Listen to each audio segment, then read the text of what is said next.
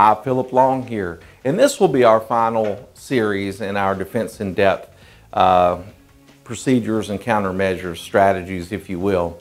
And today we're going to talk about password management. I touched on it in my previous one where we talked about security awareness training, but I figured I'd want to do one exclusively on this because it is absolutely the easiest, although if you talk to people, they think changing their passwords and keeping up with all of them is the hardest thing they could ever do. But by far, it's the easiest to manage, and it gives you the greatest bang for the buck.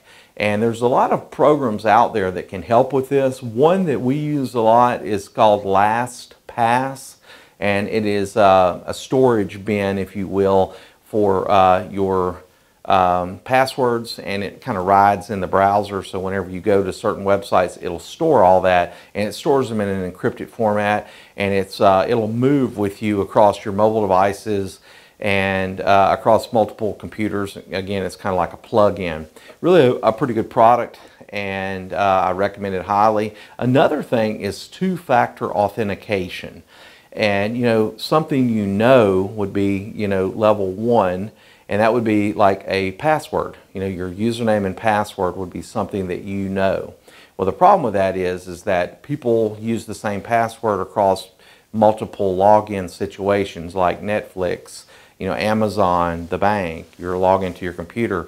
A lot of people use the same password, and if any one of those is breached, and with social engineering that the bad actors can do, they can exploit that exponentially by hitting other accounts. That's one way, is to just change your passwords. Another is two-factor authentication, which is really nice because it works very well. Like for us, I can have my cell phone, which I don't know where I put it, but basically let me grab it here. It has on your cell phone, it has an app. So whenever I go to log in somewhere, it pushes a command down to my phone, and I have to approve it.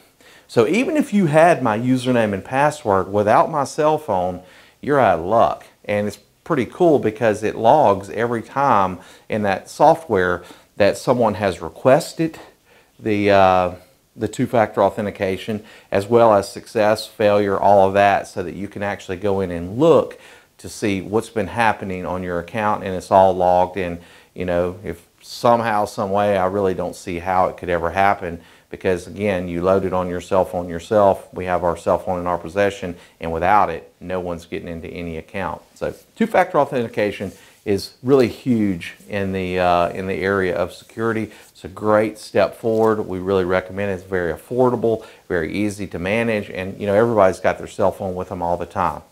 So ending this, we're talking about password management, the very easiest and most effective countermeasure for security breach, and then we'll kind of couple in the two-factor authentication with that. Thank you so much for watching.